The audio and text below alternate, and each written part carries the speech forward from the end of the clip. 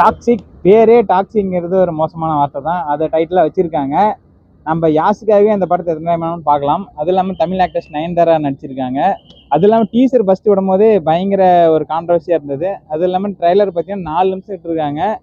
பயங்கர ஒரு கூஸ்பம் சீன்ஸ்லாம் நிறையா இருக்குன்னு நினைக்கிறேன்னா டுவல் ரோல் நடிச்சிருக்காரு. சிங்கிள் ரோல்லையே நம்ம கேஜிஎஃப்ல பட்டையை கிளப்பியிருப்பாரு. இதில் டுவல் ரோல் வர மாசாக இருக்கும், பயங்கரமாக இருக்கும். கண்டிப்பாக இது ஒர்க் அவுட் ஆயிடுச்சுன்னா படம் பயங்கர வசூலாக இருக்கும். இந்த டாக்ஸிக் எக்ஸ்பெக்டேஷன், அதாவது உலகமே எதிர்பார்த்து ஒரு படத்தை வெயிட் பண்ணிட்டு இருந்தாங்க. அது எப்போ ரிலீஸ் ஆகும் அப்போ ரிலீஸ் ஆகும்னு மாற்றிட்டு இப்போ கடைசியில் வந்து இன்னைக்கு இப்போ நாளான்னைக்கு படம் வந்து ரிலீஸ் ஆக போகுது. டாக்ஸிக் எக்ஸ்பெக்டேஷன்ஸ் யாஸோட ஃபேன்ஸுக்கு எல்லாத்துக்கும் இப்போ ரொம்ப எக்ஸ்பெக்டேஷனாக இருக்குது. முக்கியமாக பார்த்தீங்கன்னா கேஜிஎஃப் 1 and 2, அதுக்கப்புறம் இந்த இது வந்து ரொம்ப எக்ஸ்பெக்டேஷனாக இருக்குதுங்களா? ரொம்ப ஐயராக வெயிட் பண்ணிட்டு இருக்கேன். ஏன்னா யாஸ் கேஜிஎஃப்ல இருந்து எனக்கு அவர் ரொம்ப பிடிக்கும். ஸோ இது வந்து பேன் இண்டியா படம், பேன் வேர்ல்டு படம்னு சொல்லிட்டு இருக்காங்க. அந்தளவு தான் ட்ரைலர் டீசர்லாம் இருக்குது. ரொம்ப மியூசிக் ஆகட்டும், மேக்கிங் ஆகட்டும், எல்லாமே ரொம்ப பர்ஃபெக்டாக பண்ணிகிட்டு இருக்காங்க. என்ன ஒன்று ட்ரைலரில் ரொம்ப அடல்ட் இருக்க மாதிரி இருந்துச்சு. அது மட்டும் இல்லாமல் ரொம்ப வயலன்ஸ் அதிகமாக இருக்க மாதிரி இருந்துச்சு.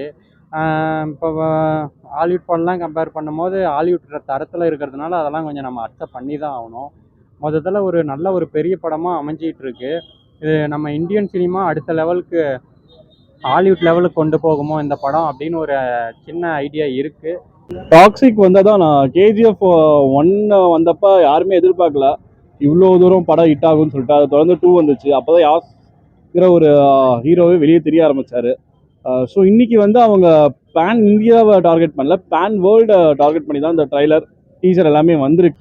ஸோ டாக்ஸிக் எக்ஸ்பெக்டேஷன் எப்படி இருக்குது அப்படின்னு கேட்டிங்கன்னா, ஸோ ட்ரைலர் பார்க்கும்போது நல்ல ஒரு கிராண்டியராக, ஒரு பிரம்மாண்டமாக, ஆக்சுவலாக ஒரு ஓஜி மூவிஸ்லாம் பார்த்தா எந்த ஒரு ஃபீல் வருமோ அந்த லெவலில் வந்து பார்த்தோன்னா கிராஃபிக்ஸ் எஃபெக்ட், அந்த விஷுவல் எஃபெக்ட்ஸ் எல்லாமே சூப்பராகவே பண்ணியிருக்கிறாங்க. நம்ம அதை குத்த சொல்ல முடியாது.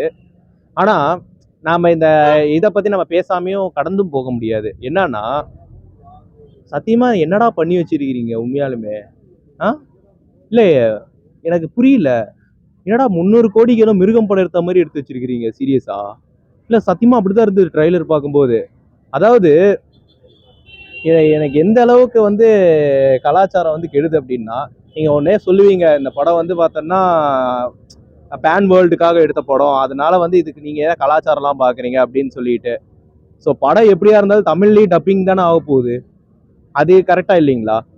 இது முழுக்க பார்த்தீங்கன்னா சர்க்கஸில் பேஸ் பண்ணி வந்த படம் மாதிரி இருக்குது. அதுவும் இல்லாத அந்த கேஜிஎஃப் 1, 2ல அந்த இதில் பேஸ் பண்ணி இதில் கொஞ்சம் வரும்ன்ட்டு ஒரு எக்ஸ்பெக்டேஷனில் இருக்கிறேன். எனக்கு என்னென்னா, டீசரில் ஒரு ஃப்ரேம் வரும், நம்ம சுடுகாட்டில் ஒரு நடந்து போவார் பாரு பிஜிஎம்மோட, அந்த காருக்குள்ள ஒரு சீன் வந்துட்டு அப்புறம் நடந்து போவார், அந்த சீன் பயங்கரமாக இருக்கும். ஸோ இது ஒரு பிரச்சனைங்களா? அதே மாதிரி டீசரில் வந்து பார்த்தோன்னா எவ்வளோ ஒரு பெண்களை இழிவாக காட்ட முடியுமோ அந்த அளவுக்கு வந்து இழிவாக காட்டியிருக்காங்க. அதை வந்து சண்டை போடுறது மட்டும் இல்லாமல் அதுக்கு ஒரு ஷார்ட் ஒன்று வச்சுருப்பாங்க பாருங்க, அவ்வளோ கொச்சையாக இருக்குது. இந்த படம் எடுத்தது இத்தனைக்கும் வந்து பார்த்தோன்னா ஒரு லேடி டைரக்டர் வேறு. அதுவும் கீத் மேம்லாம் எப்படி வந்து இதெல்லாம் யோசிக்கிறாங்க, என்ன மைண்ட் செட்டில் வந்து இருக்கிறாங்க அப்படின்னே தெரியாமல் ஒரு மாதிரி எடுத்து வச்சுருக்கிறாங்க. இதில் வேற வந்து பார்த்தோன்னா நியூடிட்டியாக இருக்கிற மாதிரி. ஏண்டா வந்து நான் ஒரு கேள்வி கேட்குறேன், ஆல்ஃபா மெயில் அப்படின்னா உடனே வந்து பார்த்தோன்னா நான் ஆம்பளை தான் பார்க்குறேன் அப்படின்னு சொல்லிட்டு அவுத்து போட்டு நிற்கிற மாதிரி ஒரு காட்சி எடுத்த அப்படின்னா எவ்வளோ பெரிய ஒரு பிற்போக்குத்தனமாக நீ பண்ணிகிட்டு இருக்கிற அப்படின்றது உனக்கு தெரியும். மேபி அது எனக்கு ஸ்கிரிப்ட் ஆகட்டும், இல்லை எல்லா ஆர்டிஸ்ட்டும் ஒர்க் அவுட் ஆனால் அது கண்டிப்பாக நடக்கும்.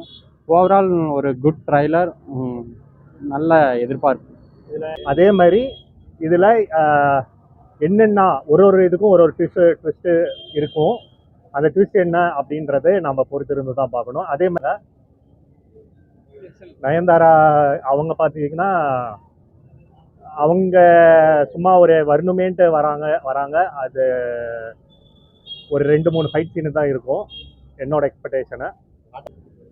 அதாவது இப்போ தமிழ் சினிமாவில் பேட் கேர்ள் படத்துக்கு வந்து பார்த்தோன்னா நிறையா பேர் கொடி பிடிச்சிட்டு சுற்றிட்டு இருந்தாங்க. வந்து தமிழக பெண்கள் வந்து பார்த்தோன்னா அவ்வளோ சீப்பாக காட்டுறாங்க, அதாவது பெண்களை இழிவாக காட்டுறாங்க அப்படின்ற மாதிரி வந்து கொடி பிடிச்சிட்டு வந்த நீங்கள் வந்து இந்த டாக்ஸிக் படத்தில் வந்து பார்த்தோன்னா இப்படி ஒரு ஷார்ட் வைக்கிறது, அதுவும் இல்லாமல் ஒரு ஃபஸ்ட்டு டைட்டில் ரிவீலிங்லேயே வந்து பார்த்தோன்னா ஒரு சீன் ஒன்று வைப்பாங்க பாருங்க, அங்கே பாம்பு வெடிக்கிறதுக்கும் இவரை வந்து வேணா விடுங்க, அது ஒரு கொச்சையான சீனு. நீங்கள் அதை டீசர் பார்த்து கூட தெரிஞ்சுக்கோங்க. ப்ளஸ் படமும் அதுக்காக தான் எடுத்திருக்காங்க. ஸோ எனக்கு ரொம்ப மூவி மேலே நல்ல ஹைப் இருக்கு. ஏன்னா வந்து ஒரு இன்டர்நேஷ்னல் ஸ்டாண்டர்டில் கொடுப்பாங்கங்கிற மாதிரி தான் ட்ரைலர் விட்டுருக்காங்க.